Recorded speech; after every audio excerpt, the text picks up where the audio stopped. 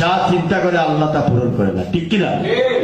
আর এই করিডোর বাস্তবায়িত হলেই ভারতের গাড়ি যাবে আমাদের উপর দিয়ে, শুধু গাড়ি যাবে না, তাদের সাধারণ জিনিসপত্র যাবে না, মালামাল যাবে না, এই রাস্তা দিয়ে তাদের আর্মস যাবে, গোলা বারুদ যাবে, তাদের সোলজাররা যাবে।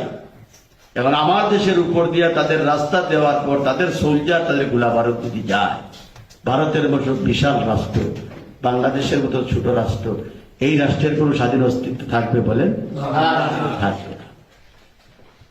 সেই ব্যবস্থা হচ্ছে সংবিধান সংশোধন করে আল্লাহর উপর আস্থা এবং বিশ্বাস, এই কথাগুলো শেখ হাসিনা তুলে দিয়ে সংবিধান সংশোধন করে নিরপেক্ষ নির্বাচনের ব্যবস্থা তত্ত্বাবধায়ক সরকার বাতিল করে তিনি তার বাপের পথ অনুসরণ করে একদলীয় শাসন ব্যবস্থা কায়েমের ব্যবস্থা তিনি করেছেন, চিরস্থায়ী করেছেন।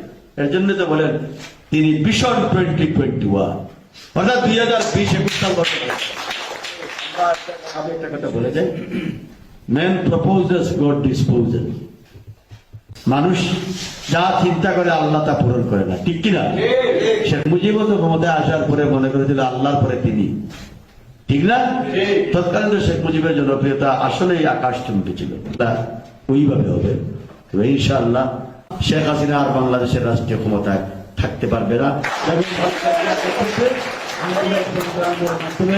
আমরা তাকে বিতাড়িত করব, গণতন্ত্র প্রতিষ্ঠিত হবে, বাংলাদেশে আইনের শাসন প্রতিষ্ঠিত হবে, বাংলাদেশে আইনের শাসন প্রতিষ্ঠিত হবে, বাংলাদেশে সুশাসন প্রতিষ্ঠিত হবে, বাংলাদেশে আল্লাহর উপর আস্থা এবং বিশ্বাস, সংবিধানে এগুলো পুনঃস্থাপিত হবে এবং বিদেশিদের দাসত্বের শৃঙ্খলে বন্দী করে যে সমস্ত আইন করা হচ্ছে তাও বাতিল হবে এবং তারেক রহমান বীরের বেশি বাংলাদেশে ফিরে যাবে।